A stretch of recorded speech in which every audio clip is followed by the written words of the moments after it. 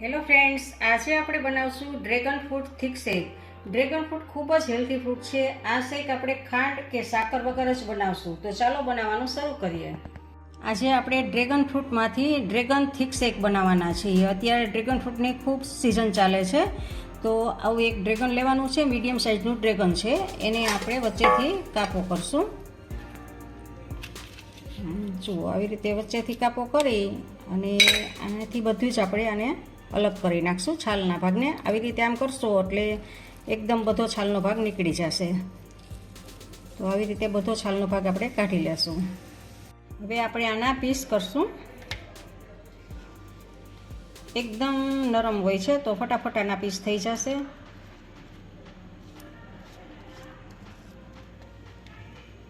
આપણે આ dragon fruit સમારી લીધા છે. આ મોટા કટકા કરેલા છે અને થોડાક આપણે નાના પીસ કરવાના છે. જુઓ, તમે જોઈ શકો છો કે નાના પીસ કરેલા છે. તો હવે આપણે આને મિક્સર જાર લેવાનું છે એમાં, અને એમાં મોટા કટકા છે એ બધાને એમાં એડ કરશું.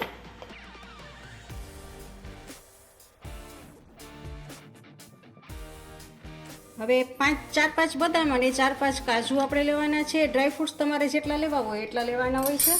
અને 1 ગ્લાસ ભરીને એમાં દૂધ એડ કરશું આપણે. અને એક આઈસ્ક્રીમ, વેનીલા આઈસ્ક્રીમ લીધું છે. તમારે ઘરે બનાવેલું આઈસ્ક્રીમ હોય તો એ પણ તમે એક મોટો ચમચો ભરીને આઈસ્ક્રીમ લઈ શકો છો.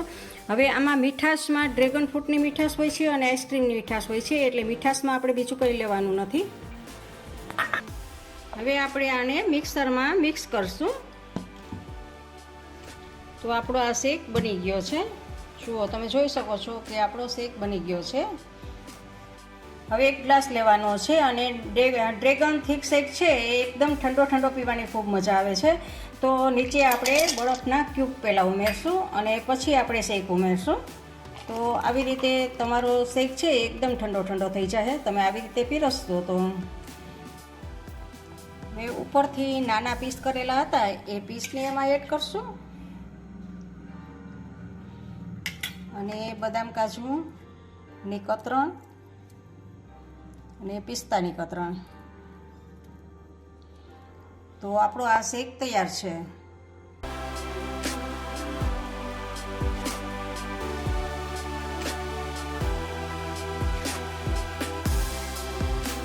આ રેસીપી ગમે તો લાઈક અને શેર કરજો, અને નવી નવી રેસીપી જોવા માટે આ ચેનલને સબસ્ક્રાઈબ કરજો.